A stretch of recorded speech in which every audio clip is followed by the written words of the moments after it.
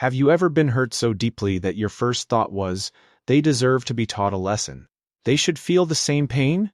Almost every human being experiences this feeling. But pause for a moment and think. What if the desire for revenge is actually our biggest prison? We often confuse justice with revenge. Yet the teachings of the New Testament reveal that God's justice is completely different from human retaliation. Today we will try to understand, through a well-known biblical parable of the unforgiving servant, why divine justice, forgiveness, and mercy look nothing like the human desire for revenge. And believe it or not, this teaching is not just 2,000 years old. It still reflects the condition of our hearts today. Just look at everyday life around you.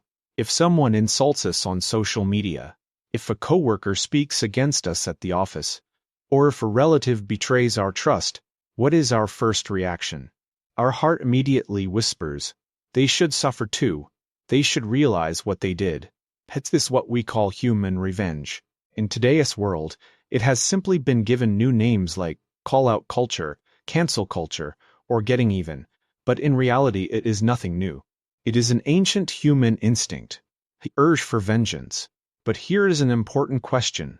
Does revenge truly bring peace to the heart, or does it make us even more restless inside? Psychologists often say that holding on to resentment is like drinking poison and expecting the other person to die, and it is exactly at this point that a powerful parable from the Bible shows us a completely different path. Jesus once presented an example about a king who began settling accounts with his servants. One servant was brought before him, who owed an enormous debt, so large that even if he worked his entire life, he would never be able to repay it. The servant fell on his knees before the king and pleaded, "Please be patient with me, and I will repay everything." But the king did something astonishing. He did not just give him more time, he completely forgave the entire debt. Just think about that. A debt that could never be repaid, wiped away entirely. This reflects the incredible grace and mercy of God. But the situation did not end there. When that same servant went outside, he encountered another servant who owed him a very small amount, perhaps the equivalent of a few thousand rupees in today's terms. Yet he grabbed him by the collar and demanded, "Pay back what you owe me." The other man begged for patience, but the first servant refused to show mercy and had him thrown into prison. When the king heard about this, he called the servant back and said, "I forgave you such a great debt. Should not you have shown mercy to your fellow servant?" Here we see a powerful truth about human nature. We often want mercy for our own mistakes, but strict justice for the mistakes of others. If you enjoy reflections like this that help us see life from a deeper perspective, take a moment to like the video and subscribe to the channel so we can continue exploring meaningful topics together. Many people imagine God's justice as a giant hammer from heaven, as if punishment will suddenly fall and everything will end. But according to the Bible, divine justice is not merely about punishment.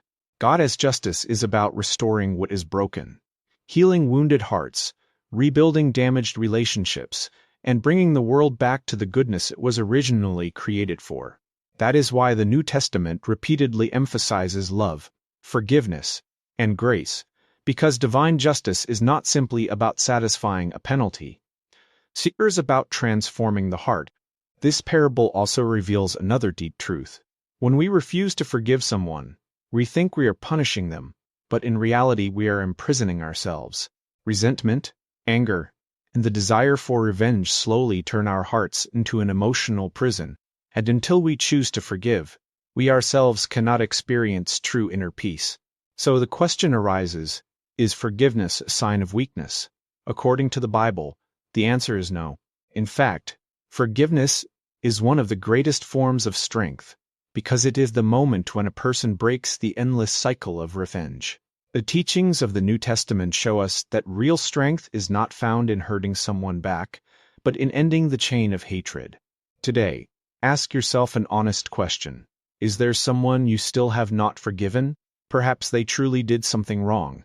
But the real question is not whether they deserve forgiveness.